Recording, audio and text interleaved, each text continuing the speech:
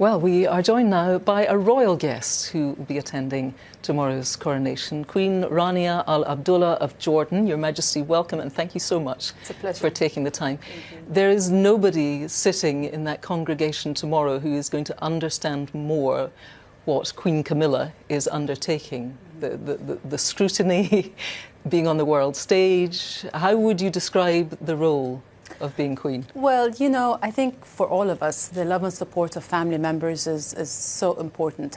But when you're in a public role, it becomes indispensable, and that usually falls on the spouse.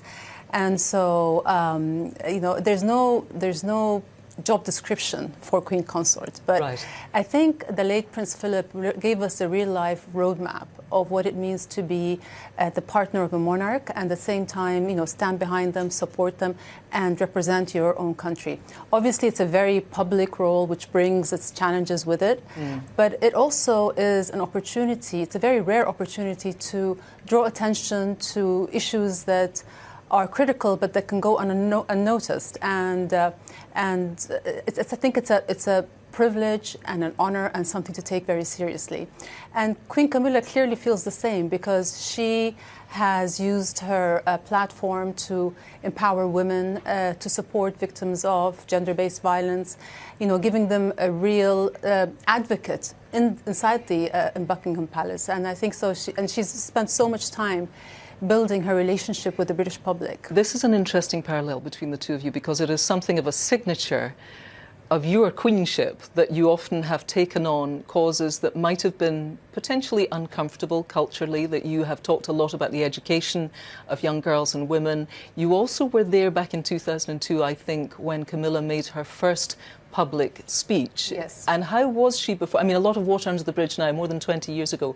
But at the time, did you give her some words of advice? Was it a shaky start? Look, I mean, Queen Camilla is someone who is very sincere. She's very candid. You know, what you see is what you get. And I think these are the qualities that have served her so well over the years and have endeared her to the British public.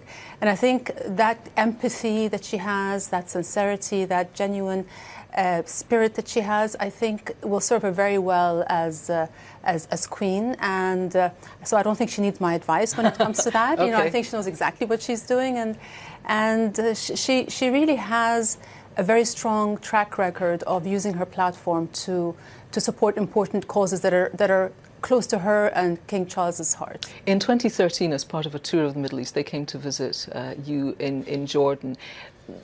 Did they decide the sort of projects they wanted to see, or did you suggest them? And what was it they seemed most interested in as a couple? Well, you know, King Charles we have a very deep respect for. You know, over the years I've come to know him as somebody who's very compassionate, very perceptive, very sincere. He's always great company, but he's at his best when he is talking to people and interacting with the initiatives and the causes that he really cares about. So he came to Jordan a year and a half ago on his first overseas trip post-pandemic. Oh, right. And he made a point of visiting the local chapter of his foundation and speaking to the beneficiaries, the refugees, and the local communities that benefited from the project. And it's always such a pleasure to see him interacting, and it's very touching because he has a way of disarming people. The conversation is always easy. There's no airs or pretenses. He asks people questions and he genuinely listens because he cares. And Queen Camilla is very much the same. She also is always eager to meet people, to speak to them, and to... She also visited a child and family center that deals with domestic violence. Which is one of her chosen causes. Which is one of her chosen causes. Yeah. And her empathetic spirit and her gentle approach really touched every single person that she spoke to that day and left a lasting impression with them. In one of your visits to London, you went to visit, I think it was called the Mulberry School for Girls, and it's interesting that tomorrow we will see within the service in Westminster Abbey, within this Church of England service, with all its ancient associations, leaders from many faiths represented, and they're in the congregation.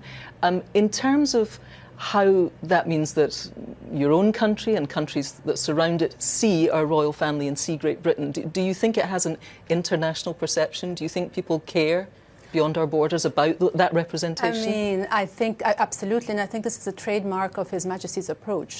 He really wants his coronation to be very inclusive across ethnic minorities and religions and cultures, and I think this is something that he's always spoken of diversity as an aspirational value, and you see his respect for other cultures in his work, in his sincere support to projects, whether in Jordan or Afghanistan or other countries. So diversity is very much part and parcel of who he is and how he wants to approach his role.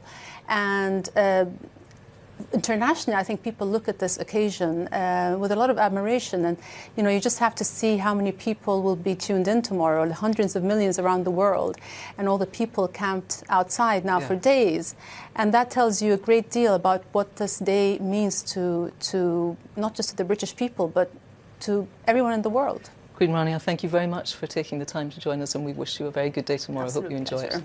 Thank you.